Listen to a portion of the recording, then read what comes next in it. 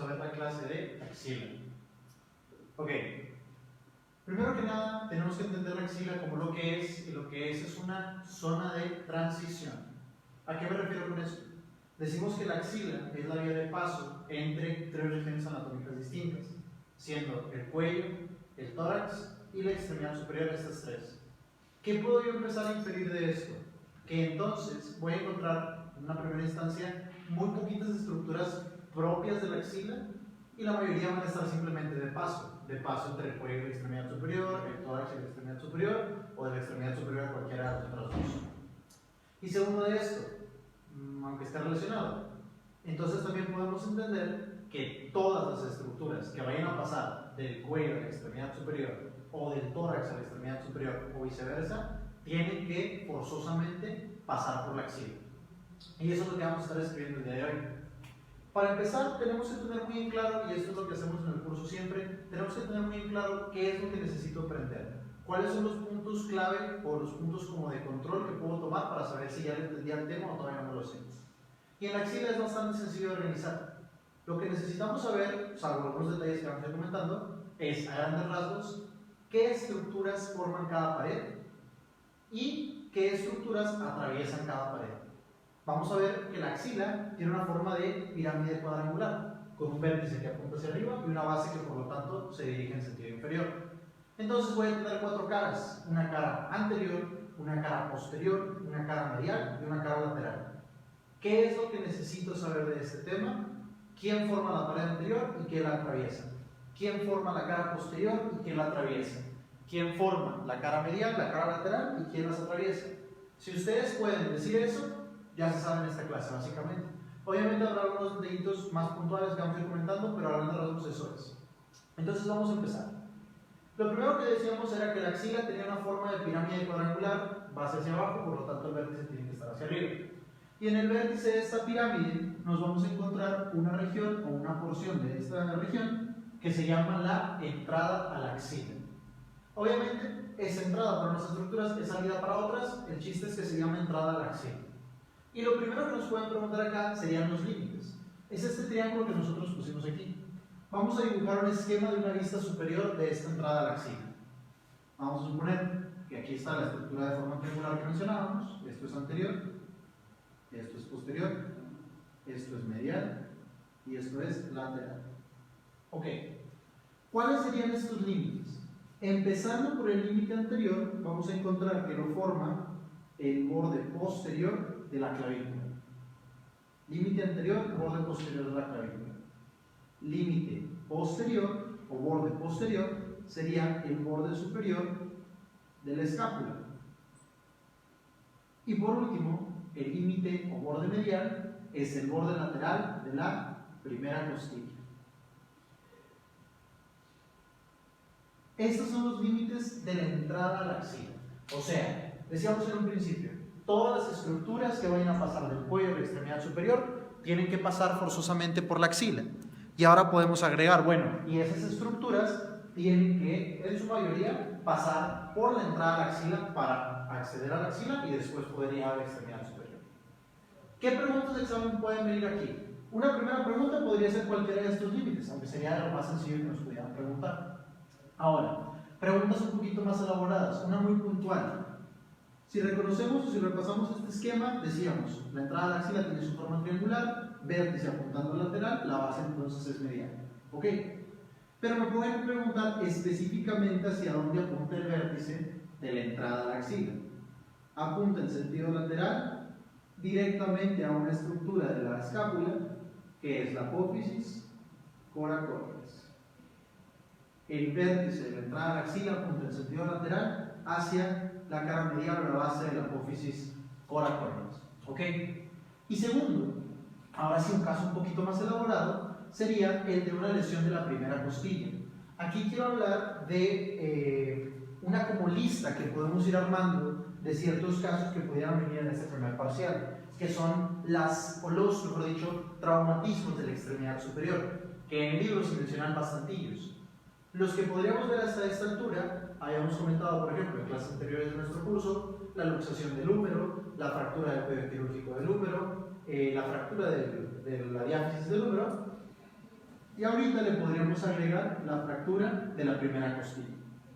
Recordando, ¿cuáles eran las estructuras que entraban principalmente por esta entrada a la axila, valga la redundancia, eran las que van a pasar hacia la extremidad superior? Y las primeras que vemos aquí pues son los vasos. ¿Cuáles son los vasos que pasan del tórax al cuello y al final de cuentas a la extremidad superior? Los vasos subclavios. Entonces, una primera opción en el examen, cuando me pongo en un caso clínico de una fractura de la primera costilla y me preguntan qué otra estructura podría estar afectada, en estructuras vasculares serían los vasos subclavios. ¿Qué podríamos ver? Podríamos ver alteraciones en el pulso de la extremidad superior, si se involucrara la arteria subclavia específicamente. Esa sería una opción. Y la segunda serían las estructuras nerviosas. ¿Cuál es la estructura nerviosa que inerva a toda la extremidad superior? El plexo braquial. Y este plexo braquial se forma, tú lo recordarás, por los ramos anteriores de los niveles C5, C6, C7, C8 y T1. O sea, casi todos son niveles cervicales, excepto el último, que es el primer nivel torácico. Ok. Entonces, ¿qué puedo entender? Que en una primera instancia, C5 a C8, que es casi todo el plexo braquial, está ubicado en el cuello. Pero sabemos que es para la extremidad superior. ¿Por dónde tiene que pasar este plexo braquial entonces? Por la axila. ¿Y por dónde entra? Por la entrada a la axila. ¿A qué quiere llegar? Una fractura de la primera costilla también nos puede lesionar al plexo braquial. Siendo muy específicos, porque del examen va a ser necesario. Se lesionaría el plexo braquial específicamente a la altura de los troncos. A la altura de la entrada a la axila, el plexo braquial se encuentra conformado en troncos del plexo braquial. Entonces, fractura de la primera costilla, que es parte de los traumatismos de la extremidad superior. Tenemos lesión de los vasos subclavios, podemos agregar lesión del plexo braquial. ¿A qué porción o en qué porción? En los troncos. Específicamente, pregunta de examen, el tronco inferior es el más probable haberse lesionado, es el más susceptible, cuando el caso sea una fractura de la primera costilla. Vasos subclavios, tronco inferior del plexo braquial. Esas serían las opciones más probables. Si tuviéramos que agregar alguna otra, sería principalmente el músculo subclavio o los músculos escalenos anterior y medio, que son otro par de músculos, o bueno, los tres, el subclavio también, los escalenos y el subclavio, que se encuentran en la primera costilla. Entonces, en un momento dado podrían verse lesionados. Sin embargo, las más probables, vasos subclavios, tronco inferior del plexo braquial. Excelente. Y esa es la entrada a la axila como tal. Claro que, por ejemplo, una fractura de la clavícula también podría afectar las estructuras del contenido de la axila a la altura de la entrada. Es algo que pudiera venir en un momento dado, sin embargo, pues no es un caso explícito en el libro, por lo tanto no es tan probable, o al menos tan probable como la fractura de la primera costilla. Excelente. Entonces ya cambiamos la entrada a la axila. Ahora sí, con lo que íbamos a empezar, o lo único que dijimos que teníamos que ir viendo, que era quién forma cada pared y qué estructuras la atraviesan. Aquí vamos a hacer un pequeño esquema. Imaginémonos que hacemos un corte sagital a la altura de la axila. ¿Qué es lo que empezaríamos a ver?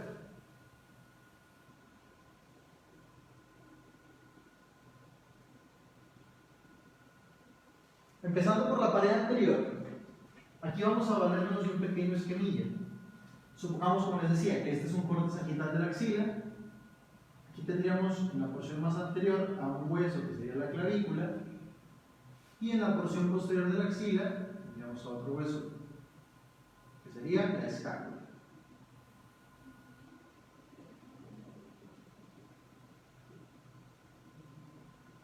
¿Qué sería esto? Si nos estamos ubicando bien, podemos entender que esa es la entrada a la axila como tal, entre el borde posterior de la clavícula y el borde superior de la escápula. Excelente. Ahora, vamos a empezar con esta pared anterior. ¿Cuáles son las estructuras que me voy a encontrar acá? Primero vamos a hablar de dos músculos, que no creo, bueno, el primero no creo que nos confunda demasiado. Es el único músculo que se origina de la cara inferior de la clavícula, el músculo que estaría justo aquí. Si está por abajo de la clavícula, no creo que batallemos mucho, es el músculo subclavio. Inferior a este nos vamos a encontrar otro músculo que está en el mismo plano, pero un poquito más abajo, que sería el pectoral menor. Estos son los dos primeros componentes de la pared anterior de la axila. el músculo subclavio y el músculo pectoral menor. Ahora, estos dos músculos están cubiertos por una fascia que viene de la cara inferior de la clavícula. Una fascia que tiene dos hojas para envolver al subclavio y luego se unen en una sola.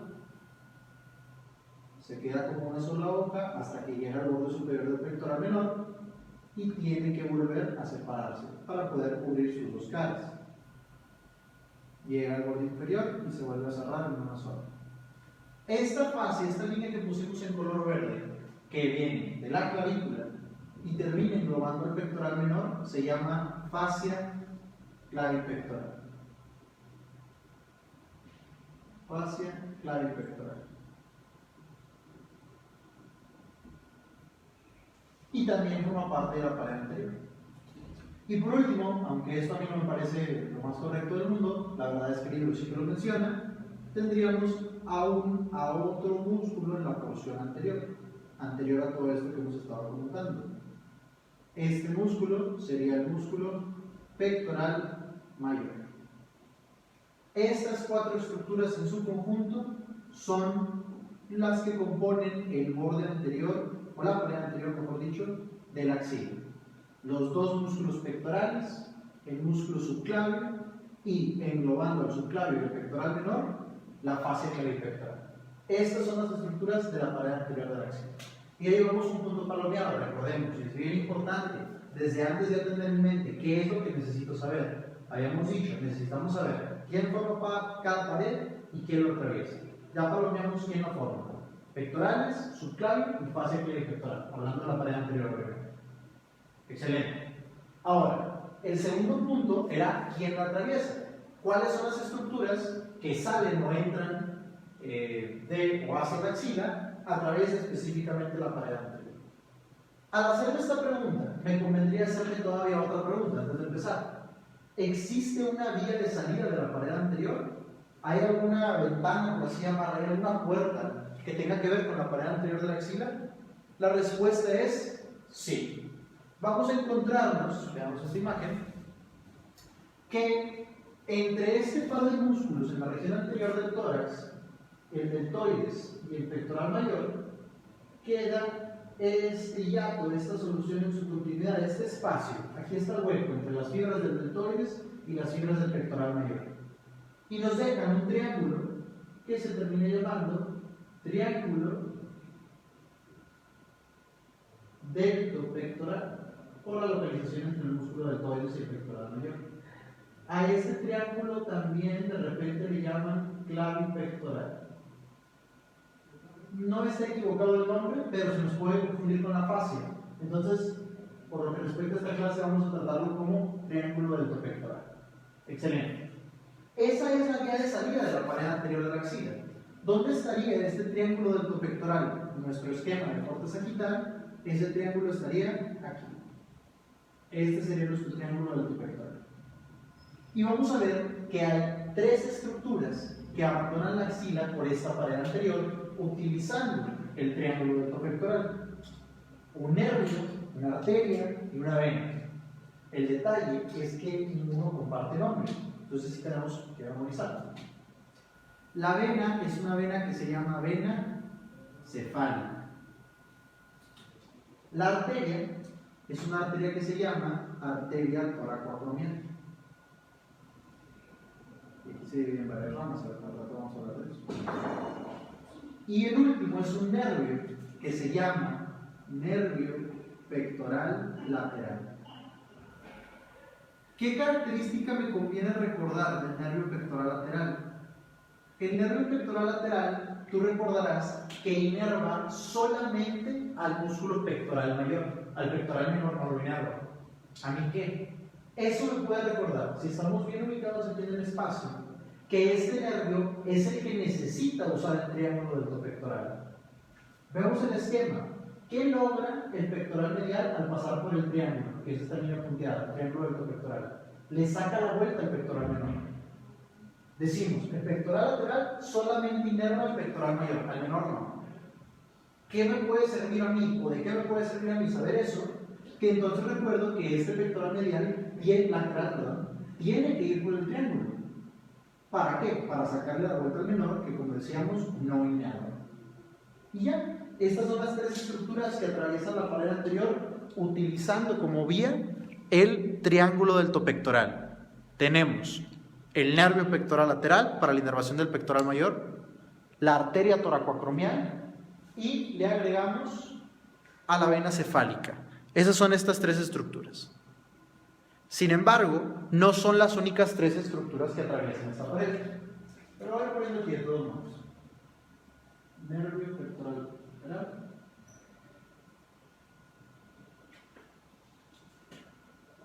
Arteria toracoacromial.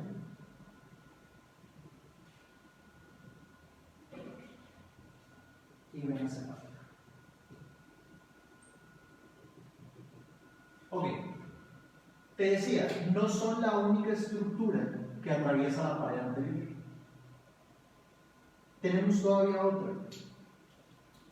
Hay otro nervio que se llama nervio pectoral medial. Y lo que hace este nervio es inervar a los dos músculos pectorales, tanto al menor como al mayor. Entonces, si va a los músculos pectorales, es lógico que tiene que ir por la cara anterior. Recordemos, ¿quién forma la cara anterior? Además de la fascia y el subclavio, los dos músculos pectorales. Entonces, este nervio definitivamente tiene que ir por la cara anterior. Pero, ¿podrá ir por el triángulo deltopectoral? No. ¿Por qué no va por el triángulo? Recordemos que si tú te ibas por el triángulo, era para saltarte, para sacarle la vuelta al pectoral menor. Pero este vato sí quiere inervar a los dos. Entonces, tiene que perforar, literalmente, las fibras del pectoral menor, lo inerva y luego sigue en sentido anterior hasta llegar a las fibras del pectoral mayor, al que también inerva. Podemos decir entonces que el nervio pectoral medial atraviesa la pared anterior de la axila. Sí. Utilizando el triángulo deltopectoral, no. Esa es la diferencia. Estas tres estructuras utilizan el triángulo deltopectoral. Y la cuarta estructura que también atraviesa por esa pared, que sería el nervio pectoral medial, no. Él solamente perfora las fibras del pectoral menor y bueno, hasta llegar al pectoral mayor. Esas son las estructuras que atraviesan la pared anterior. Ojo con esto, que esas tres estructuras, decíamos, atraviesan el triángulo deltopectoral. Y chéquete nuestro esquema, cómo al atravesar el triángulo, también podríamos decir que sería correcto que atraviesan a la fascia para poder salir por el triángulo como tal. Esa es la pared anterior hasta ahorita. Muy bien. Ahora, y bueno, ya con eso podríamos decir que hemos palomeado la pared anterior de la axila. Ahora, vámonos un poco más con detalles relevantes de los músculos que forman la pared anterior de la axila. No nos vamos a clavar tanto en cuanto al origen o la inserción, porque pues eso la verdad es por machete, no hay mucho que te pueda explicar. Vamos a decir las funciones funcionales, que creo que sería lo más relevante. Empezando por el más pequeño de estos tres, que es el músculo subclavio. Para no perder mucho tiempo, el músculo subclavio se origina subclavio, pues en la cara inferior del tercio medio de la clavícula, y se inserta en la primera costilla. ¿Cuáles son las funciones que le podemos poner entonces al subclavio? El libro menciona, y es cierto que bueno, el subclavio no tiene funciones súper importantes por lo mismo de su tamaño. Pero si tuviéramos que decir qué es lo que hace, podemos imaginarnos que puede bajar la clavícula, ayudando a deprimir el hombro, o que puede subir la primera costilla. En ese caso podríamos decir que es un accesorio de la respiración. Esas funciones creo que te las puedes imaginar por la localización. Si está entre la costilla, la primera, y la clavícula, o baja la clavícula o eleva la costilla. Si baja la clavícula, deprime el hombro. Si eleva la costilla, es de la respiración. No creo que batallen mucho con eso. Hay una tercera función, sin embargo, mucho más particular, que nos menciona el libro. Y esa función es la que creo que en un momento dado, en el examen nos podría confundir un poco. Eso es que ayuda, a través de esta inserción, u origen, mejor dicho, en la clavícula, ayuda a tirar de ella para abajo y estabilizar la articulación acromioclavicular. Esta articulación es estabilizada, la acromioclavicular, por el músculo subclavio. La articulación esternoclavicular la estabiliza el músculo subclavio. Si no, una pregunta bastante directo en el examen, pero creo que de las cosas que de repente se nos pueden pasar por alto o que se nos pueden olvidar. Muy bien, eso es lo del subclavio y bueno, es inervado por un nervio que se llama nervio subclavio. Excelente. Después tendríamos el pectoral mayor. El pectoral mayor, un músculo muchísimo más grande, uno de los músculos más famosos del cuerpo. El pectoral mayor es un músculo con una línea de origen bastante grande. Se origina de la cara medial, de toda la mitad medial de la clavícula, en una porción que se llama clavicular. Después tiene una porción que se llama esternocostal, te lo voy a poner con una línea punteada. Una porción que se llama esternocostal, que se origina de la cara anterior del esternón, tanto el cuerpo como el manubrio, y aquí agarran algunas de sus fibras en los cartílagos costales del primero hasta el séptimo. De la primera hasta la séptima costilla también tiene fibras que se agarran de él. Y en la porción más inferior, lo pongo con zigzag, tiene fibras que terminan inclusive entrelazándose con las fibras del oblicuo externo, que es un músculo de la pared abdominal. Entonces tiene una línea de origen súper extensa. ¿Qué es lo que pasa? Sus fibras terminan condensándose, por así decirlo, se van haciendo un tendón más pequeño, hasta tener un punto muy particular de inserción. Como la mnemotecnia de Pedro, que hemos visto en otras clases, muy famosa, nos dice que el pectoral mayor se inserta en el labio lateral del surco intertuberositario. O también se le puede decir cresta. Esto es importante porque cualquiera de los dos se puede marcar en el examen y de repente nos agarran en curva por un nombre que no conocemos. Este labio lateral del surco intertuberositario también se puede llamar cresta del tubérculo mayor. Y ese es el punto donde se inserta. Muy bien. Su inervación ya la conocemos, está dada por los dos nervios pectorales, tanto el pectoral medial como el pectoral lateral. Y bueno, vamos a su función.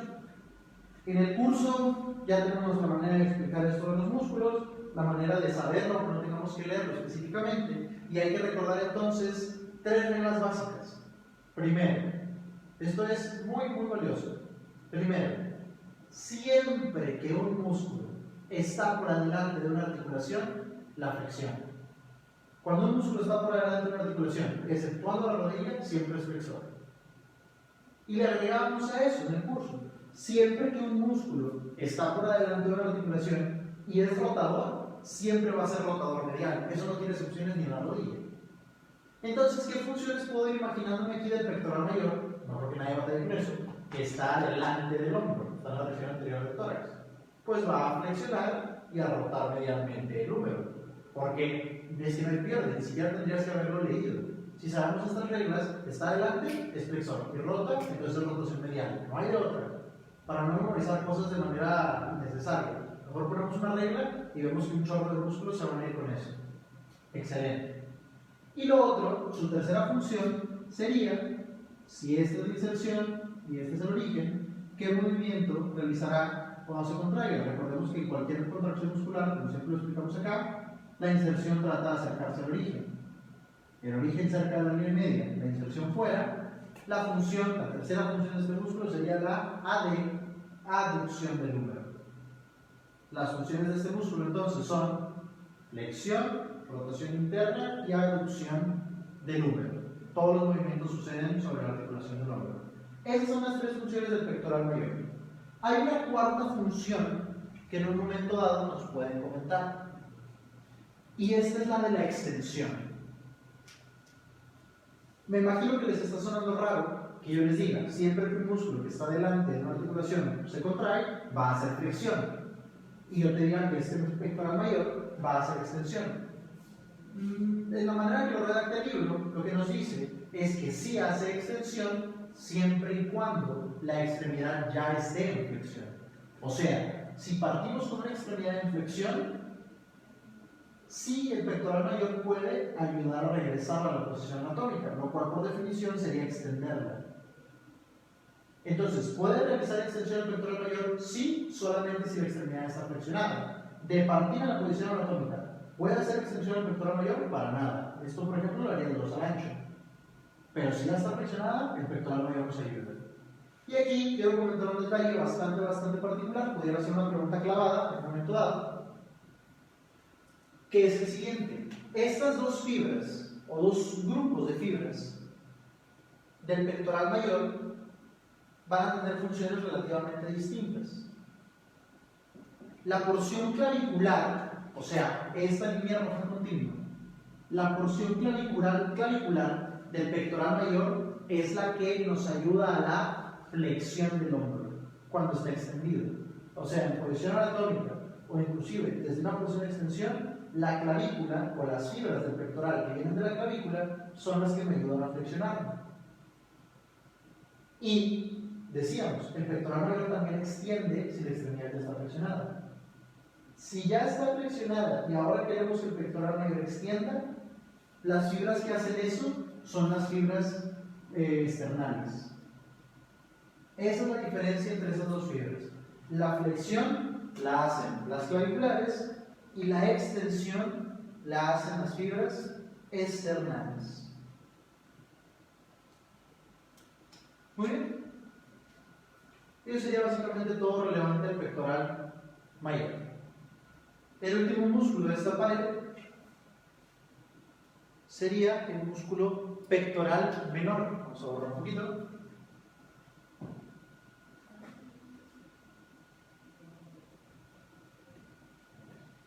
Este músculo pectoral menor se origina de las costillas tercera, cuarta y quinta, tres vientres musculares distintos,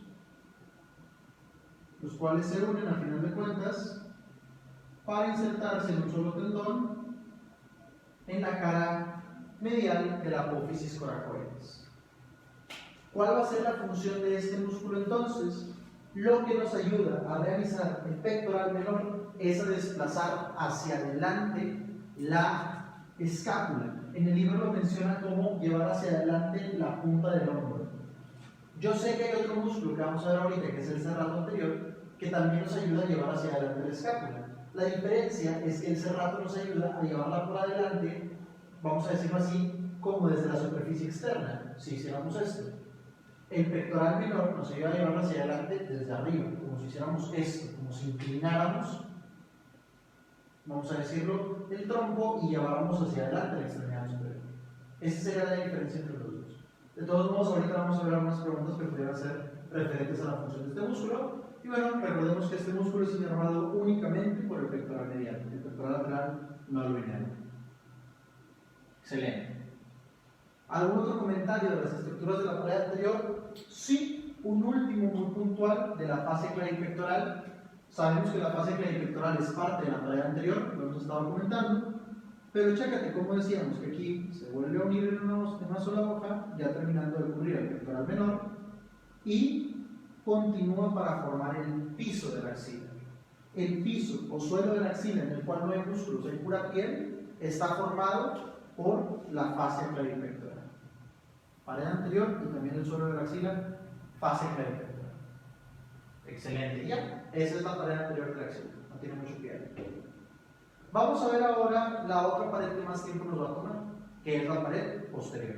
Antes de esto, quiero que cheques o quiero que recuerdes estos detalles que decíamos. ¿Cómo sé yo, cómo me aseguro de que ya sé o ya me sé el tema? Teníamos que partir desde puntos clave, puntos de control. Nuestros puntos de control eran dos. ¿Quién forma la pared? Ya lo sabemos. Fase clavipectoral, subclavio y los pectorales. ¿Quién la atraviesa? Pectoral lateral, arteria toracoacromial y vena cefálica, los tres, por el triángulo delto pectoral, que acá lo tenemos anotado, y le agregamos el pectoral medial, que como este se va a inervar a los dos pectorales, no puede pasar por el triángulo, sino que simplemente atraviesa la pared anterior, pasando por ambos músculos. Y ya, eso es lo importante. Todos los detalles que dijimos ahorita son relevantes también, pero ya son como que mucho más puntuales. Pero en general, si coloquiamos esos dos puntos, ya lo teníamos. Excelente. Aquí nada más quiero comentar un detalle antes de avanzar. La arteria toracoacromial, de repente el libro no es muy claro y dice algunas cosas en la imagen y dice algunas otras cosas en el texto. Esta arteria toracoacromial termina teniendo 4 ramas. Si a nosotros nos preguntan por una rama de las 4 que sea la que sale por el triángulo, diríamos que la rama deltoidea. Ahí va a depender mucho de las opciones. Si la pregunta te dice, ¿cuál de los siguientes vasos salen por el triángulo deltopectoral en la pared anterior de la axila? Y viene arteria toracocromial, arteria axilar, arteria subclavia, arteria braquial, por poner opciones muy sencillas, es arteria toracocromial y ya. Pero si me hacen la misma pregunta, ¿quién pasa por el triángulo deltopectoral? Y vienen las 4 ramas separadas de la toracocromial, la que escogeríamos según lo que menciona el libro es la deltoidea. Ahí va a depender de qué tan específicas sean las opciones. Muy bien. Ahora, vamos a ver la pared posterior. ¿Qué es lo que me voy a encontrar en esta pared posterior? Primero tenemos que decir quién la forma. Aquí tenemos la figura. Y ahorita vamos a hacerlo completando nuestro esquema. Primer detalle, ¿cuál sería el músculo que ocuparía toda la cara anterior de la escápula? El músculo subescapular.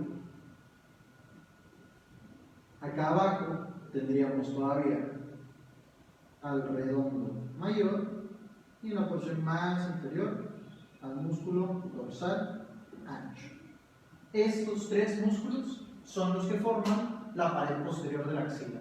Pudiéramos agregarle a la cabeza larga del tríceps que viene por acá cruzando. Ubicándonos en nuestra figura acá en el libro, tendríamos, como lo mencionamos ahorita, el subescapular. Aquí alcanzamos a ver al redondo mayor y acá la porción distal del dorsal ancho. En ese orden, subescapular, redondo mayor y dorsal ancho. Aquí estaría la cabeza larga del tríceps braquial. También la podemos anotar ahí. Aquí, como es un sagital, igual no nos va a salir tanto la cabeza larga del tríceps braquial. Excelente. Entonces, estas son las estructuras que lo forman. La fascícula pectoral terminaría de formar el piso acá. Y aquí ya nos podemos dar cuenta de que es la axila. La axila es todo este espacio comprendido aquí. Muy bien. Aquí nada más para no confundirnos mucho, vamos a un poquito más pequeña la escápula.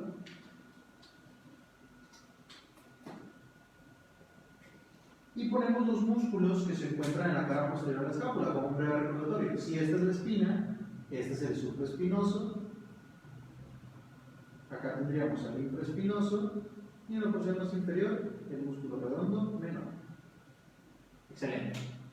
Ya tenemos el primer detalle. ¿Quién forma la pared posterior de la axila? Te lo repito una última vez.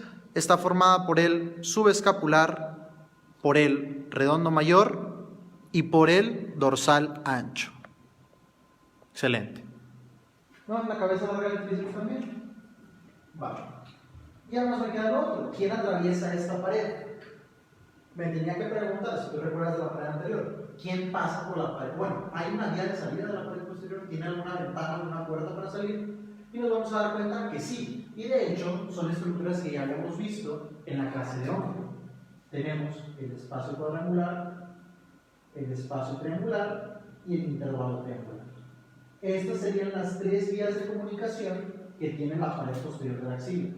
Te las repito, el intervalo triangular, el espacio cuadrangular y el espacio triangular, o espacio lateral y espacio medial, que es lo mismo. Excelente. Los límites van a ser los mismos que ya hemos visto. Para los espacios, el límite inferior sigue siendo el redondo mayor, el borde superior. El límite lateral del espacio cuadrangular es el cuello quirúrgico del húmero. Todas estas son cosas que competen en otra clase, por eso no las estoy mencionando a fondo. Y el límite tanto medial del espacio cuadrangular como lateral del espacio triangular es la cabeza larga del tríceps. ¿Cuál es el límite que va a cambiar aquí?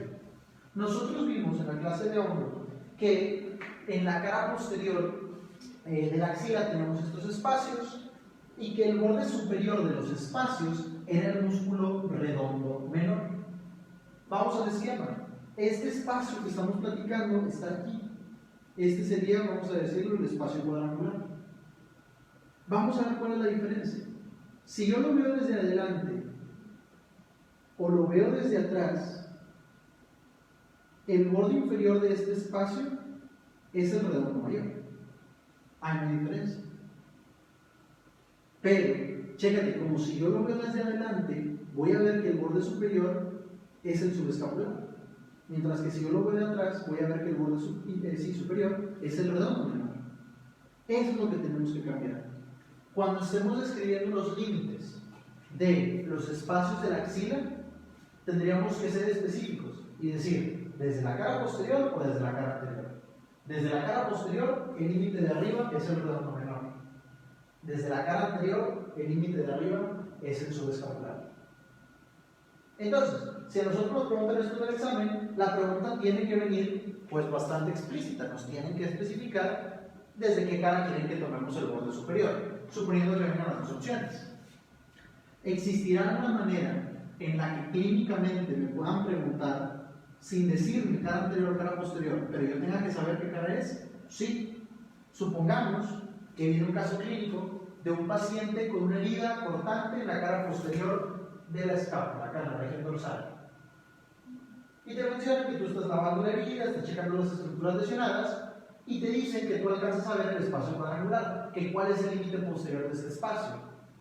No nos dijeron directamente que era la cara posterior, pero lo asumimos porque sabemos que la lesión había sido por acá y que el abordaje fue por acá, desde la región dorsal de la escápula. Entonces ahí voy a decir, sin duda, redondo menor, aunque venga subescapular conducción. O un caso similar, pero que ahora sea una intervención quirúrgica o algo por el estilo en la axila. Me están preguntando algo, yo sé que lo que estoy haciendo es en la axila y me dicen cuál es el límite superior. No me dijeron que fuera la cara anterior, no directamente, pero si estoy desde la axila, o sea, desde este espacio, pues lo estoy viendo desde adelante. Y entonces voy a poner sin ninguna duda que el borde superior sería el subescapular, aunque otra opción diga redondo menor. Serían las maneras clínicas en las cuales podrían hacernos pensar en uno o en otro, sin tener específicamente que decirnos cara anterior o cara posterior. Si no dice nada, si no especifica, nada más preguntan cuál es el borde superior del espacio y no te dan ningún dato para ubicarte si es adelante o atrás, y vienen las dos opciones, técnicamente esa pregunta está mal hecha. Yo le pondría redondo menor, pero eso nada más es una corazonada, o sea, la pregunta técnicamente estaría mal hecha. Muy bien. Ahora, ya probamos que en la forma, el escapular, el mayor, dorsal ancho y el tríceps. Ya vimos que sí tiene vías de salida, el espacio cuadrangular, el espacio triangular y el intervalo triangular. Me falta solamente ver cuáles son las estructuras que pasan por este espacio.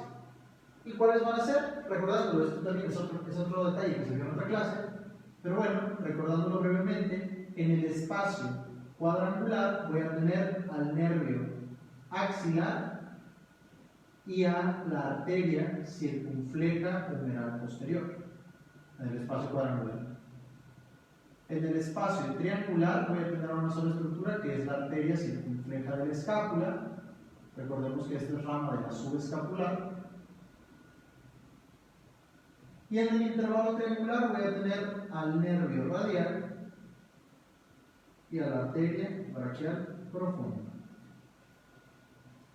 Ahorita nos vamos a limitar solamente a decir que estas son las estructuras que atraviesan por la pared posterior. Claro que hay muchas preguntas de examen de cada una de ellas, pero se ven principalmente en otro y sobre todo en la clase que sigue, que sería el plexo braquial. Para los del curso, en la clase de plexo braquial les voy a entregar una tablita súper completa donde ya viene todo lo que tiene que saber del plexo. Entonces, pues sobre eso trabajamos. Y ahí vienen las lesiones y tal y tal. Hasta ahorita, por lo menos en esta clase, lo relevante va a ser que estas son las estructuras que pasan por la pared posterior. Vamos a ponerlas acá.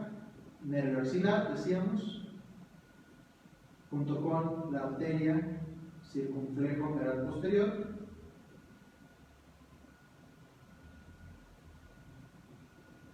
Este paso por el espacio cuadrangular, por el espacio triangular, pasa solamente la arteria circunfleja de la escápula,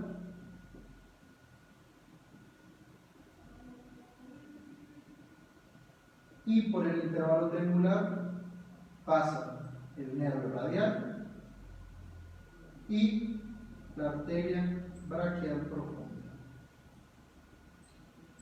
Todo esto en la pared posterior de la axila. Muy bien, esa sería la segunda pared que vemos acá. Ya tenemos en la forma, quién la atraviesa y por dónde la atraviesa. Excelente. Y de hecho estas son realmente las únicas dos paredes que nos iban a tomar mucho tiempo. Vamos a ver la pared mediana. Primero, ¿Quién va a formar la pared medial? Recordemos, ¿quién la forma y quién la atraviesa? Para no perdernos, para tener un orden, para saber cuándo ya lo sé y cuándo me falta estudiar. ¿Quién forma la pared medial? La pared medial va a estar formada, si nos ubicamos súper sencillo, la axila, que es esta región obviamente, que está en la porción medial, pues está la parrilla costal, están las costillas. Entonces, la pared medial está formada por las costillas, y ahí nos vamos a encontrar un músculo que está cubriéndolas, que es el serrato anterior. Entonces, la pared medial estaría formada por las costillas y el serrato anterior. Yo sé que aquí eso técnicamente no se podría ver, pero porque es un corte sectal, pero si tratáramos de dibujarlo, o sea, lo que haría el fondo de este esquema, serían las costillas. Sería nuestra pared medial, toda la parrilla costal.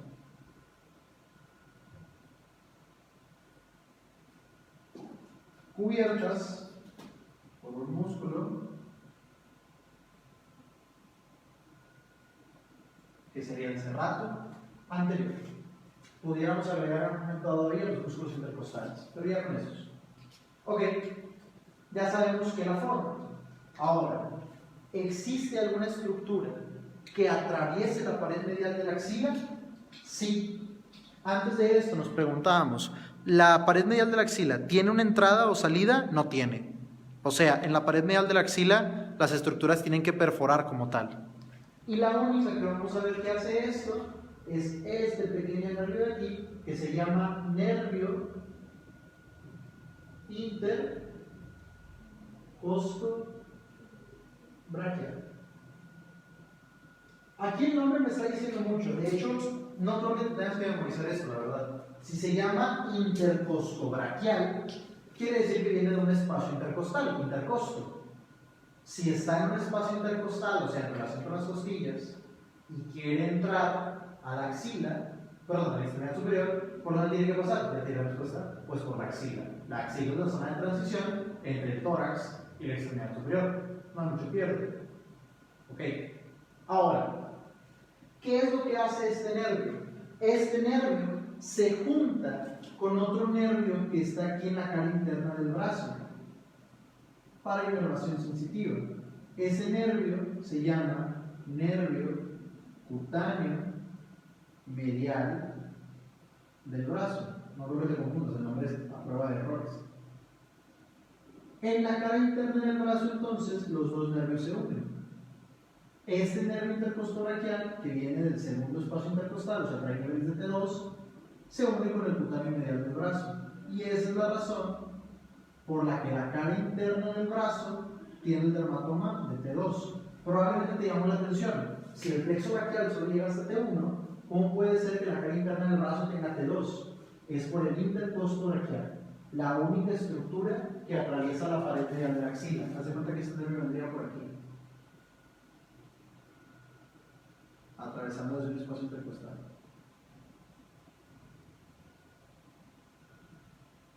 Se une con el cutáneo medial del brazo y termina dando la inervación sensitiva a la cara medial de esa misma región.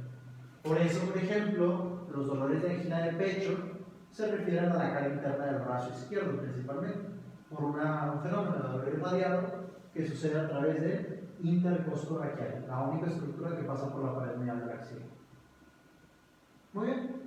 Hay otro nervio que está en esta pared, pero no la atraviesa. O sea, no se pasa hacia el tórax o no pasa del tórax a la extremidad. Solamente va cruzando, sería una mejor palabra, solamente va cruzando toda la pared medial, que sería este nervio de acá. Este nervio se llama nervio torácico largo. Ojo, que de repente le quieren cambiar el nombre en los exámenes. Esto no es del todo correcto, pero sí ha venido entre la arteria y el nervio, como que creen que los nombres son intercambiables. Entonces, de repente pudiera venir como nervio torácico lateral. Si viene nervio torácico lateral, aunque el libro no venga, se está prefiriendo torácico largo. Y lo mismo pasa con la arteria de repente en los exámenes. Ok, este nervio va cruzando toda la pared medial y en ese trayecto va inervando al músculo serrato anterior. Entonces, este nervio también está en la pared medial, pero no podríamos decir que la atraviesa, solo que pasa a través de toda su extensión. Ok, vamos a hablar entonces del músculo serrato anterior para dejar esta pared medial. El músculo serrato anterior se origina de la cara externa de las primeras 9 costillas y termina insertándose en la cara medial del borde, bueno, en la cara anterior del borde medial de la escápula. Se origina en las primeras 9 costillas, cara lateral, y se inserta en la cara anterior del borde medial de la escápula. Muy bien. ¿Cuál es la función principal de este músculo?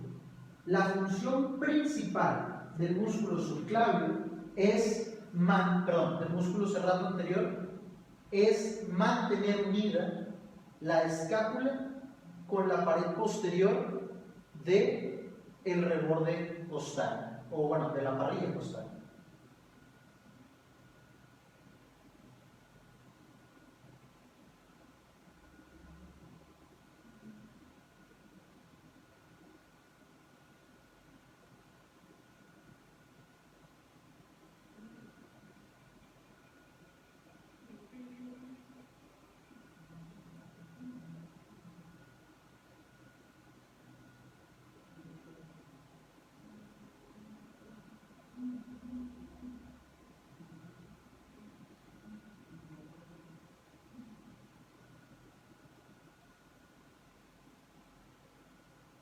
Muy bien, entonces, repitiendo un poquito eso, la función principal del músculo serrato anterior es mantener el borde medial de la escápula unido a la pared posterior del dorso de la parrilla costal.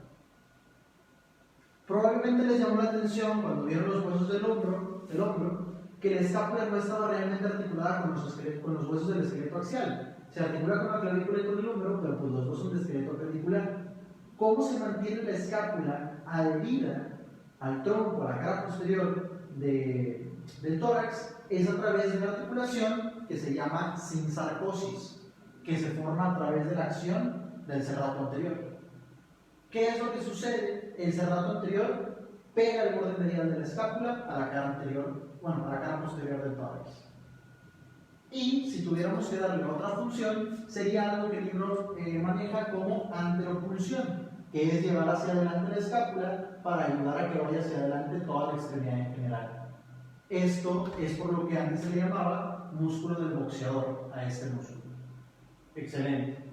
¿Cuál es el caso clínico que puede venir acá? El de toda la vida sería el de una escápula alada dinámica, en la cual se lesiona el nervio torácico largo y por lo tanto queda paralizado el músculo serrato anterior. Y si recordamos que su principal función era mantener la escápula pegada al tórax, lo que voy a ver en una escápula alada dinámica es que en la espalda del paciente la escápula, en vez de estar así pegada a las costillas, va a protruir, se va a soltar, por así decirlo, hacia el borde posterior, se va a hacer así levantada y se va a ver la piel levantada junto con la escápula. Es algo bastante llamativo, bastante aparatoso. ¿Qué borde de la escápula creen que sea el que protruye? El borde medial, porque desde ese borde es donde estaba sujeta por este músculo que ahora está paralizado. Entonces, en una lesión del nervio torácico largo voy a tener un signo que se llama escápula alada dinámica. ¿En qué consiste la escápula alada dinámica? En ver la espalda del paciente y notar que una escápula tiene el borde medial protruido hacia la porción o hacia la dirección posterior y se ve la piel saltada con la escápula. Sin embargo, hay que analizar bien un último detalle. Se llama escápula alada dinámica. ¿Por qué? Porque necesitamos que el paciente haga un movimiento para que la escápula se salte. Y ese movimiento es el movimiento del serrato anterior. O sea, llevar la extremidad hacia adelante. El ejemplo que casi siempre se utiliza en el consultorio es pedir al paciente que empuje la pared. Le pedimos que empuje la pared, salta hacia atrás el borde medial de la escápula, es una escápula alada dinámica. La parálisis es del serrato anterior, la lesión es del torácico largo. Todo esto ocurriendo en la pared medial de la axila. Muy bien. Hay que diferenciar esto brevemente de la escápula alada estática. Recordemos que la escápula alada estática, la lesión era del nervio dorsal de la escápula y la parálisis era de los músculos romboides. Todo diferente. Nervio sería dorsal de la escápula y los músculos son romboides. Y hasta se va a ver diferente. En una lesión de los romboides, la escápula no se va a ver saltada hacia atrás, porque los romboides se encargan de pegar hacia adelante. En una escápula estática, la escápula lo que se ve es desplazada lateralmente. Tenemos una escápula así y la otra escápula súper lejos de la línea media. Eso sería la lesión de los romboides. Cuando las escápulas no están alejadas de la línea media, pero una salta hacia atrás, esa es escápula alada dinámica, lesión del serrato anterior. Son dos casos distintos. Y como un último comentario, es normal que venga el caso clínico de escápula alada estática, tanto en primer como en segundo parcial.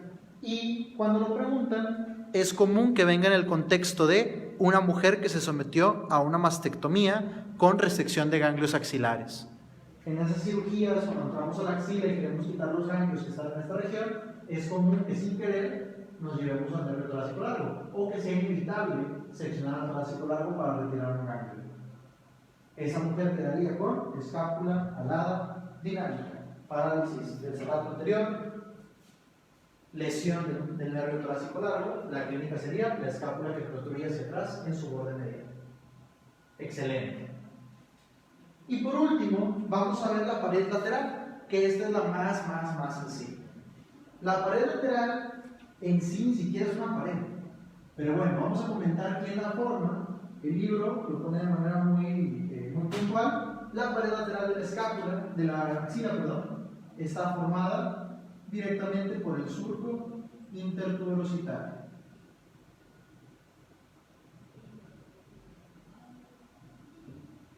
Y ya, entre los músculos de ese surco, el pectoral mayor, el dorsal ancho y el mayor. ¿Ok? ¿Qué pasa por esta parte lateral? Ahí la verdad es que no nos vamos a meter a decir cuáles son todas las estructuras que pasan. ¿Por qué? Porque simplemente son todas las estructuras que vayan a seguir hacia el brazo o hacia el antebrazo o hacia la mano. Todos los nervios de los fascículos del plexo braquial, la arteria braquial, la vena braquial, los músculos que van a insertarse en el antebrazo, todo lo que le vaya a seguir más allá de la axila hacia la extremidad superior va por la pared lateral. Así de sencillo. Entonces, ni para qué irnos clavando uno por uno. Muy bien, y esas serían entonces las paredes de la axila. ¿Qué es lo que faltaría ver acá? Los vasos de la axila, que nosotros lo vemos en una clase donde englobamos todos los vasos de la extremidad superior y algunos músculos, pero son músculos de brazo, como el bíceps, el toracobraquial y el braquial. Eso lo vemos en la clase de brazo como tal, que sería ya de las clases que siguen a partir de eso. Te repito, entonces aquí vemos una manera o un enfoque muy esquemático de cómo estudiar esta clase. Paredes, ¿quién la forma? ¿Quién la atraviesa? Si tú puedes, después de esta clase, después de haberlo leído, decir esas cosas sobre las 4 paredes, ya puedes decir que te sabes el tema. Ahora, para decir que dominamos el tema, sería agregar los detalles de los músculos, el suelo que es de la fascia y algunas lesiones como sería la lesión del torácico largo, como pudiera ser en un momento dado la parálisis de cualquier músculo e imaginarnos cuál sería el movimiento que estaría ausente. Muy bien. Vamos a ver ahora, por último, una serie de preguntas. En nuestro curso de anatomía, todas las clases tienen una batería de 10 preguntas en promedio. Algunas veces son 9 y pues no, nunca son menos de 9. Entre 9 y 10 preguntas. Está comprobado que este tipo de ejercicios ayudan a retener muchísimo mejor la información. El conocimiento o el aprendizaje a largo plazo se refuerza muchísimo al momento de hacer este tipo de cuestionarios. Entonces vamos a hacerlo, pónganle pausa antes de que yo les diga la respuesta si quieren pensarla y luego vuelvan a ponerle reproducir para ver cuál es la respuesta correcta. Pero sí se los recomiendo mucho. En nuestro curso vemos, pues, ¿cuántos son? 50 preguntas por semana, más un cuestionario final, termina siendo como unas 70 preguntas por semana. Entonces tenemos un banco muy grande de preguntas. Ustedes que no estén en el curso y que están viendo el video de todos modos, traten de incorporarlo a su rutina de estudio, el hecho de repasar y repasar cuestionarios. Vamos a ver este.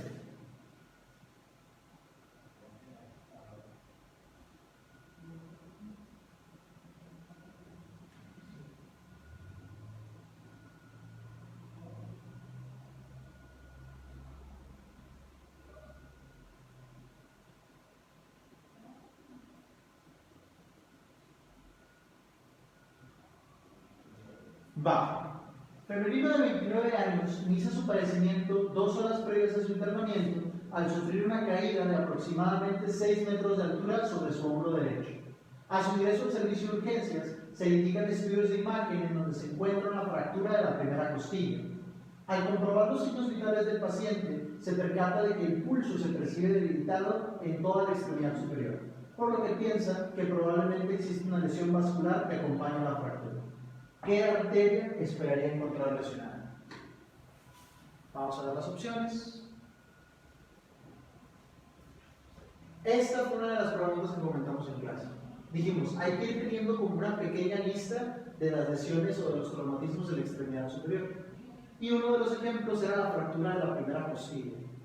Una fractura de la primera costilla siempre me va a hacer pensar en una lesión, si es de los vasos subclavios. Si tienen toda esta plataforma con la que contamos en nuestro curso de anatomía, va a estar disponible para nuestros alumnos a partir del segundo parcial o de extremidad inferior. O sea, las preguntas las checamos todos los días en clase, pero para que ustedes puedan checar también en casa, probablemente lo tengamos a partir de extremidad inferior. Ok, excelente. La respuesta, arteria subclavia. Vamos a tomarnos un segundo para mencionar todos los traumatismos de la extremidad superior que llevamos al menos hasta ahorita. Ahí tendríamos, por ejemplo, fractura del cuello quirúrgico, pensábamos en nervio axilar, con la charretera, incapacidad para la abducción, etc. Y arteria circunfleja humeral posterior. Fractura de la diáfisis del húmero, pensábamos en nervio radial, y la arteria sería la braquial profunda. Luxación del hombro, pensaríamos en, otra vez este es otro ejemplo para el nervio axilar, y la arteria sería la arteria axilar también. Esta parte se me hace medio clavadilla, pero luxación del hombro, arteria axilar, nervio axilar, y la última que estamos agregando que sería fractura de la primera costilla. ¿Qué dijimos que podía ser? Los vasos subclavios en general, y estamos hablando por la arteria, y en cuanto a una estructura nerviosa sería el tronco inferior del plexo braquial. Esos son los traumatismos de extremidad superior que veamos ahorita. ¿Son todos? No. Falta fractura supracondilio, por ejemplo, del húmero, que creo que es la que sigue, y de ahí todavía un par. Pero hasta donde vamos serían esos. Es importante que los tengan en cuenta, pueden ser casos clínicos en su examen. Excelente, respuesta correcta. Masculino de 28 años, sufre una lesión mientras hacía ejercicio. Al interrogatorio, refiere que el ejercicio que hacía al momento de la lesión consistía en colocarse en posición supina, o sea, acostado boca arriba, y unir ambas extremidades superiores por delante del pecho mientras carga peso. Basado en el movimiento que realizaba durante el ejercicio, ¿qué músculo esperaría que encontrara afectado? Aquí tenemos que tener bien en claro que los exámenes del primer parcial normalmente en eso se nos complican. A mí me están describiendo un movimiento y puede que no sepa exactamente qué movimiento es, porque el libro nunca te lo va a redactar así como el examen. Lo que yo tengo que hacer es imaginarme lo que me dice el examen, qué movimiento de los que sí conozco es. Me dijeron que lo que estaba haciendo el paciente era unir las extremidades superiores por arriba del pecho. ¿Qué movimientos estoy haciendo aquí? Flexión, si se fija, la extremidad queda flexionada al ir hacia arriba o adelante del pecho, y decía unirlas, o sea, pegarlas. Eso es AD, aducción. Aducción y flexión, ¿qué músculo de los que tenemos acá lo puede formar? Aquí hay un pequeño error. Esta opción debería ser pectoral mayor. Y bueno, creo que ya saben la respuesta. La respuesta es pectoral mayor. Esa respuesta la voy a corregir terminando este video. Después una pregunta más directa. En nuestros cuestionarios siempre intercalamos preguntas sencillas con casos clínicos. Porque el chiste de esto pues no es calificarte, mucho menos. El chiste de esto es que está comprobado que este tipo de ejercicios mejoran el aprendizaje a largo plazo. Para que lo tomemos en cuenta. ¿Cuál de las siguientes funciones corresponde al músculo subclavio? Una pregunta muy directilla. La respuesta es estabilización de la articulación esternoclavicular. Lo mencionamos durante la clase. Si nos quisiéramos ir por descarte, flexión y aducción del húmero, esto es del pectoral mayor. Desplazamiento anterior de la escápula, la anteropulsión, esto es del serrato anterior. Y la ABD, abducción del húmero, esto se lo reparten entre el deltoides y el supraespinoso. El supraespinoso los primeros 15 grados, el deltoides de ahí en adelante. La respuesta correcta, estabilización de la articulación externo-clavicular. Femenino de 39 años, con antecedente de mastectomía radical hace 2 semanas, acude a consulta por pérdida de control. Durante la exploración física se percata de que se encuentra alterado el movimiento de la extremidad superior, en el cual el borde medial de la escápula protruye en sentido posterior al llevar la extremidad hacia adelante. Es un caso muy directo. Esto, espero que ya se hayan dado cuenta, es la descripción de un signo que tiene nombre. Borde medial de la escápula protruye en sentido posterior al llevar la extremidad hacia adelante, escápula nada dinámica.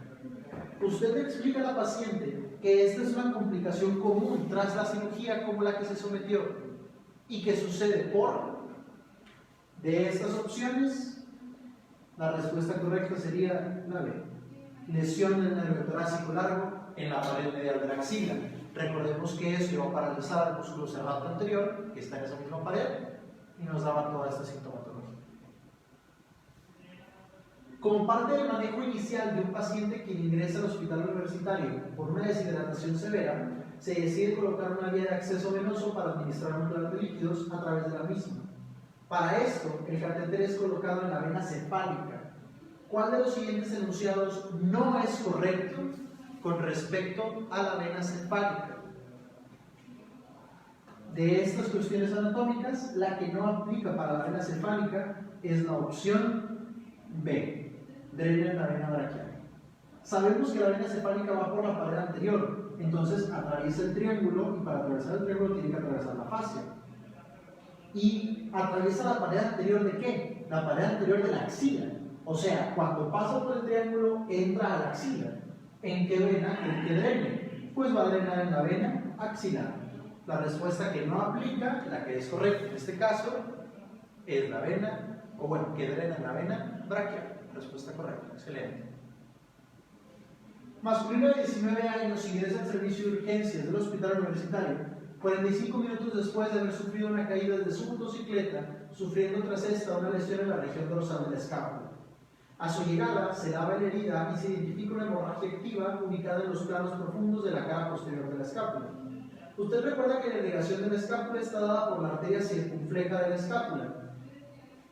¿Cuál de las siguientes arterias se anastomosa con la arteria anterior para la irrigación de la región? ¿Cuál de estas arterias se anastomosa con la arteria circunfleja de la escápula? Hay varias.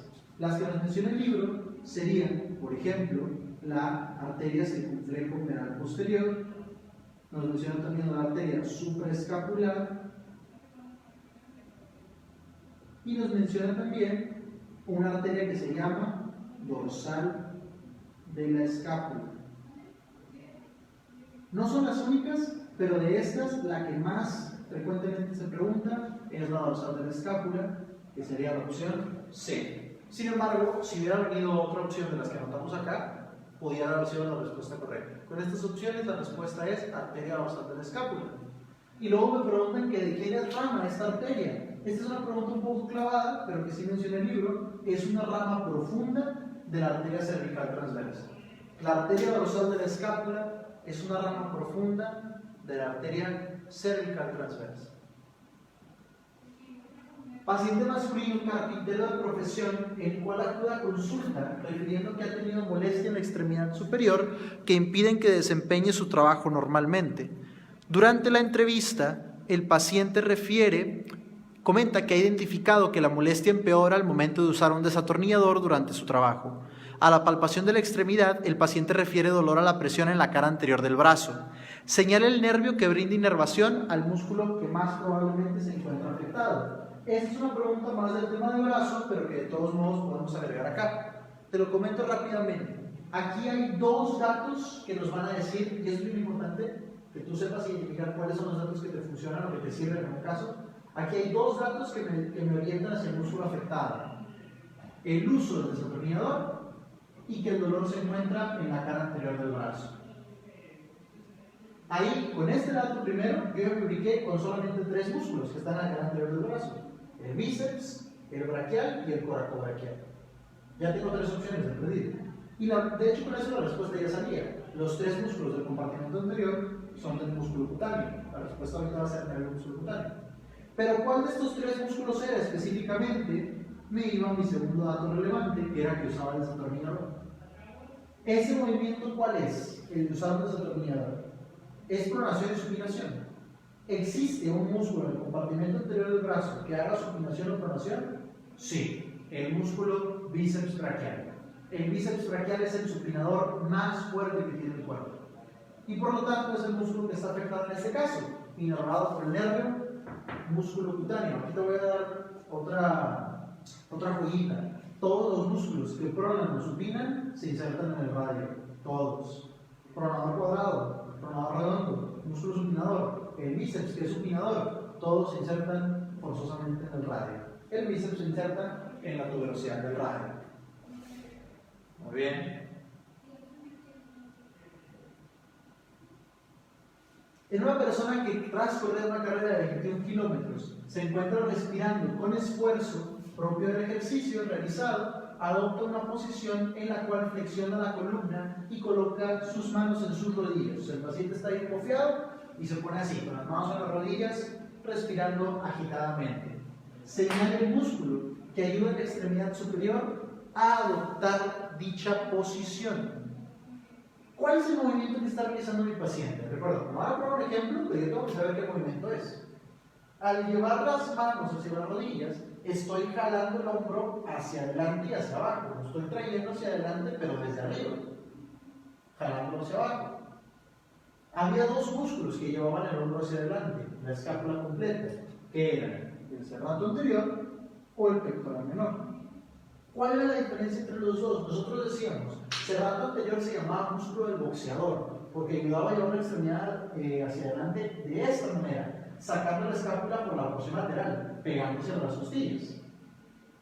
Mientras que el pectoral menor, que se inserta en la apófisis coracoides en arriba, lo que ayudaba es a llevar la escápula hacia adelante también, pero por arriba.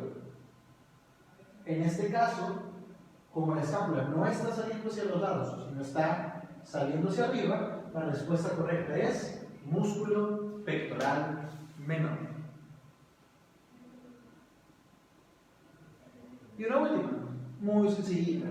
Desde una lista anterior, señala la estructura que forma el límite superior del espacio medial de la axila.